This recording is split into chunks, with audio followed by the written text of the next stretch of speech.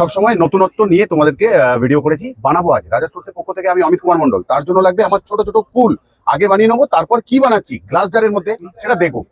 এর মধ্যে রয়েছে হার্ড সোয়া ওয়্যাক্স গলে গেছে, তার মধ্যে আমরা এইটুকুনি জি ওয়্যাক্স মেশাবো যাতে আমাদের ডিমোল্ড করতে সুবিধা হয় প্রোডাক্ট।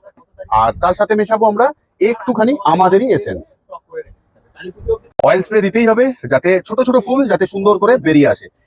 এই এই এই এই এই ব্যাস, তরল ওয়্যাক্স নিয়ে নিলাম, নিয়ে নিচ্ছি কালার, ঢেলে নিলাম ছোট ছোট ফুলগুলো।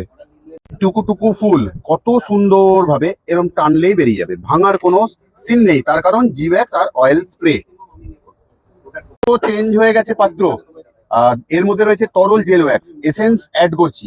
আজ বানাবো এতগুলো ক্যান্ডেল একসাথে, এই ফ্লাওয়ারটা দিয়ে বানাবো, এই পাথরগুলো দিয়ে। দেখো উইক স্টিকারটায় উইক নিয়ে আমরা বসিয়ে দিলাম সবগুলোতে, অনেকগুলো ক্যান্ডেল তৈরি হচ্ছে। আর অ্যাড করছি পাথর, সবেতে পাথর দিয়ে দিলাম। জেল ওয়্যাক্সকে ঢেলে নিচ্ছি পেপার কাপে, ঢেলে নেব সব গ্লাসের ভিতরে জেল ওয়্যাক্স।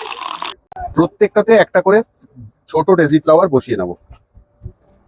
ইউজ করছি একটা করে ছোট্ট মতি ডেকোরেশনের জন্য। এটা সেন্টেড ক্যান্ডেল, জেল ক্যান্ডেল, জ্বলবে 7 ঘন্টা কন্টিনিউ। রেডি হয়ে গেল আমাদের সেন্টেড জেল ক্যান্ডেল, লাগিয়ে দেবো আমরা ঢাকনা, আর সেলিং এর জন্য হয়ে গেল রেডি। যেহেতু এগুলো লিড জার, তো সুতোগুলো এরকম ভাবে থাকলে খারাপ লাগবে বলে এরকম ভাবে ভাঁজ করে দেওয়া হচ্ছে। তাহলে আজকের মতন যাচ্ছি, আবারও আসবো তোমাদের ভালোবাসার দুনিয়ায়। ততক্ষণের জন্য ভালো থেকো, সুস্থ থেকো সবাই।